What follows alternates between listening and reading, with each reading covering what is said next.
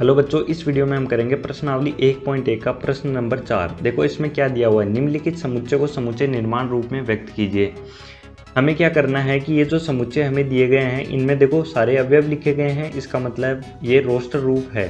Roster रूप को हमें समुच्चय निर्माण रूप में लिखना है। समुच्चय निर्माण रूप में हम अवयवों को नहीं लिखते हैं, हम सिर्फ अवयवों के गुणधर्म लिखते हैं, जिससे हमें पता लग जाता है कि इस वाले समुच्चय में कौन कौन से अवयव होंगे। और एक चीज़ और, जो हम गुणधर्म लिखते हैं सिर्फ वो गुणधर्म उन्हीं अवयवों को दिखाते हैं, उनके अलावा किसी भी अवयव को नहीं दिखाते हैं। अभी मैं आपको बताऊंगा कि मैं क्या बोलना चाह रहा हूँ। सबसे पहले अपन ले लेते हैं पार्ट नंबर 1। इसमें देखो अपने को क्या क्या दिया हुआ, 3, 6, 9 और 12। एक चीज़ देखोगे आप, 3 दूनी 6, 3 तिया 9, 3 चौक 12। तो देखो इसको मैं कैसे लिखूंगा। मान लो कि मैं समुच्चय का नाम दे देता हूँ ए, और कैसे लिखूंगा, मान लो ये जो समुच्चय है इनके अवयवों को दिखाता है x। तो अब मैं x के बारे में लिखूंगा कि x क्या है, तो x बराबर 3n। ठीक है, ये है। देखो n का मान 1 लेंगे तो 3 आ जाएगा, 2 लेंगे तो 6 आ जाएगा, 3 लेंगे तो 9 आ जाएगा और 4 लेंगे तो 12 आ जाएगा। अब अपने को n के बारे में भी कुछ लिखना पड़ेगा, नहीं तो अपने को कैसा पता लगेगा कि मान लो कि n का वैल्यू 5 ले लोगे तो 15 हो जाएगा, लेकिन अपन को तो सिर्फ ये 4 ही लेने हैं। तो मैं लिखूंगा कि n होगा 1 के बराबर या 1 से बड़ा, और छोटा होगा किससे, 4 से। 4 से छोटा होगा या फिर 4 के बराबर होगा। ठीक है, और एक चीज़ और लिखना पड़ेगा कि n क्या है, एक प्राकृत संख्या है। तभी तो 1 2 लोगे, कोई 0.1 ले लेगा तो आप क्या करोगे।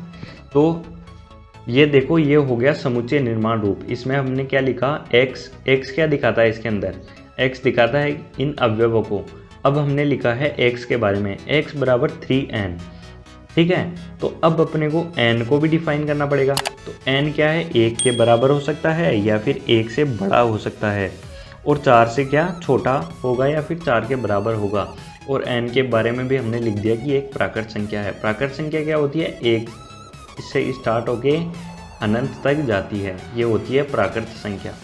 अब हम करते हैं दूसरा पार्ट। इसके अंदर देखो 2, 4, 8, 16 और 32। मान लो इस समुच्चय को मैं नाम दे दूँ b, x लिख दिया। अब मुझे लिखना पड़ेगा x के बारे में। तो देखो x क्या है, यहाँ पे देखो 2, 2 की पावर 2, 2 की पावर 3, 2 की पावर 4, 2 की पावर 5। तो x बराबर क्या होगा, 2 की पावर n। और n का मान क्या क्या हो सकता है, 1 हो सकता है, 2 हो सकता है, 3 हो सकता है, 4 हो सकता है, 5 हो सकता है। बस 5 तक ही हो सकता है, 5 से बड़ा नहीं हो सकता। तो देखो n को डिफाइन करना पड़ेगा। तो n क्या होगा, n होगा ग्रेटर देन इक्वल टू 1 और लेस देन इक्वल टू 5। 5 से बड़ा नहीं हो सकता, 5 हो सकता है या 5 से छोटा, और 1 से बड़ा हो सकता है या फिर 1 हो सकता है। और एक चीज़ और लिखना पड़ेगा कि जो n है वो क्या है, प्राकृत संख्या है। मान लो आप तो n की जगह 0.1 ले लोगे तो कैसे आएगा आंसर। अब अपन करते हैं थर्ड पार्ट। अगर आप एक चीज़ नोटिस कर रहे हो दोनों के अंदर, तो देखो इन अवयवों के अलावा कोई भी अवयव आ ही नहीं सकता। जैसे आप n का मान 1 लिखोगे तो 2 आ जाएगा, n का मान 2 रखोगे तो 2 का स्क्वायर हो जाएगा तो 4 आ जाएगा अपने पास में। ठीक है, 3 रखोगे तो 8 आ जाएगा, 4 रखोगे 16, 5 रखोगे 32। बस अपन 5 तक ही रख सकते हैं, क्योंकि देखो 5 से छोटा या 5 के बराबर है। तो यही अवयव को कवर करेगा सिर्फ ये समुच्चय, किसी और को करेगा नहीं। अपन को सिर्फ वही गुणधर्म लिखना है। तीसरा पार्ट हम देखते हैं। इसमें देखो 5 है, 25 है, 25 को हम 5 का स्क्वायर लिख सकते हैं। 125 है तो वो 5 का क्यूब हो गया, 625 है तो 5 का 4 हो गया। तो मान लो इस समुच्चय को मैं c से लिखूं तो क्या लिखूंगा, x। अब मुझे x के बारे में लिखना पड़ेगा 5 की पावर n, जहाँ पे n क्या है, n बड़ा है या फिर बराबर है 1 से, छोटा है या बराबर है 4 तक, और n क्या है, एक प्राकृत संख्या है। इस प्रकार से हम लिखते हैं। अब अपन कर लेते हैं फोर्थ पार्ट। फोर्थ पार्ट में देखो क्या दे रखा है, 2, 4, 6। तो ये देखो क्या हो सकता है, ये सम प्राकृत संख्याओं का संग्रह है। 2, 4, 6 इनफाइनाइट तक जा रहा है। तो मान लो कि इस समुच्चय को मैं d से लिख दूँ तो क्या लिखूंगा, x। अब मुझे x के बारे में लिखना है, x प्राकृत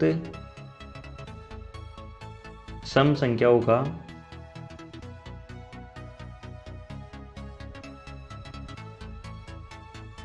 संग्रह है। आप इसको ऐसे भी लिख सकते हो x सम प्राकृत संख्याओं का संग्रह है। मैंने ऐसे लिखा है प्राकृत सम संख्याओं का संग्रह, वो एक ही बात है, इससे कोई फर्क नहीं पड़ेगा अपने आंसर पे। पांचवा पार्ट हम देख लेते हैं, इसमें क्या बोला है 1 4 9। इसका मतलब क्या हुआ, देखो 1 को आप लिखो 1 स्क्वायर, 4 को 2 स्क्वायर लिख सकते हो, और 9 को क्या लिख सकते हो 3 स्क्वायर लिख सकते हो। ये कहाँ तक जा रहा है 10 के स्क्वायर तक जा रहा है। इसका मतलब क्या हुआ कि अगर मैं ई दे दूँ इसको नाम और x लिखूं तो x क्या हो जाएगा, x बराबर हो जाएगा n का स्क्वायर। ठीक है, अब n को डिफाइन करना पड़ेगा, तो n क्या हो सकता है, n बड़ा होगा या बराबर होगा 1 के, और छोटा होगा या फिर बराबर होगा 10 तक। ठीक है, और n एक प्राकृत संख्या है। समुच्चय निर्माण रूप में हमने इसको बदल दिया है। तो यहाँ पे अपना प्रश्न नंबर 4 हो जाता है समाप्त। अगर आपको ये वीडियो पसंद आया तो आप वीडियो को लाइक कीजिए। अगर आप चैनल पे नए हैं तो चैनल को सब्सक्राइब कीजिए, क्योंकि ऐसे वीडियोज़ मैं आपके लिए लाता रहूँगा। अपना कीमती समय देने के लिए धन्यवाद।